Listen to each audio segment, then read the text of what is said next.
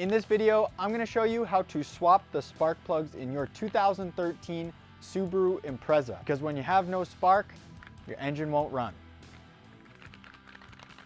They rattle around an awful lot in these packages. For the Subaru Impreza, there will be two different spark plugs located on either side of the engine. With this specific engine, the pistons are actually sideways underneath the motor. So instead of the typical up and down combustion that you might see in a normal tutorial or something of that sort, this Impreza has them horizontal on the bottom. Not totally at the bottom, but they're located about halfway down the motor on each side. And because it's a 4-cylinder engine, there will be two on either side of the actual motor.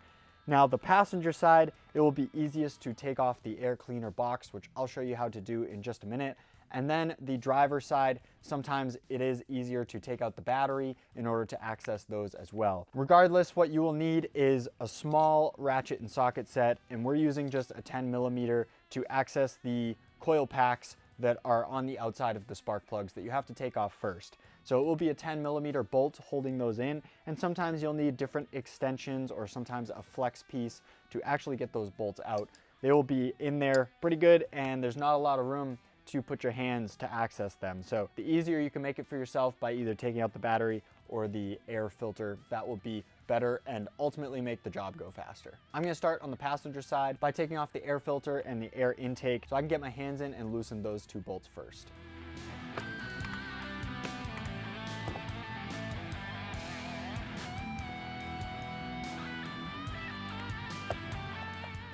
This little plug to this sensor will need to come undone, so I just have a little pin piece here, and ultimately there's a little piece inside that just needs to raise up in order to pull that backwards. There we go, you'll see it slide off now. These plugs are sometimes tough to get, and it was clipped right into that little clip as well. So the wires were just kind of held up right there. So I'll try to point to it, but right down there at the end of my screwdriver, that is the bolt that you're going to want to take out. And there will be another one over here to the right. This is the coil pack right here that will slide directly out from the motor. So once you loosen that 10mm bolt, you should be able to pull out that bolt and then slide this. There will be a tube that goes into the engine. Slide this back kind of towards the tire outside of the car.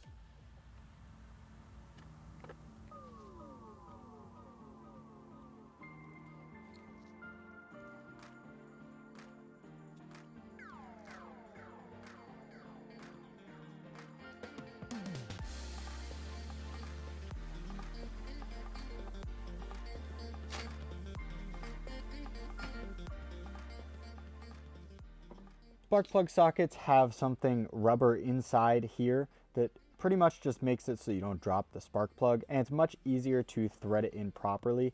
However, I don't have a spark plug socket that is a 14mm because that's what these new spark plugs are. So next you kind of just want to feed your socket right down and in here, nice and easy, don't force it.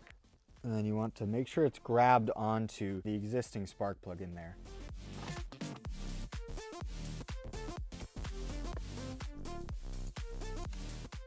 And what I'll do is pull off the ratchet, loosen the rest by hand. These spark plugs will be thread in a lot. Might have to turn them quite a bit to get them out. There it is right there. I always like to inspect the end of the spark plug itself, because what you want is a clean contact between the little arm that goes over the top and the pin that is just under it. So this spark plug's actually not too bad. You can see there's still some white where you can kind of see the contact is being made. The cleaner that is on the inside, the better the spark. So sometimes people will take sandpaper and sand them a little bit.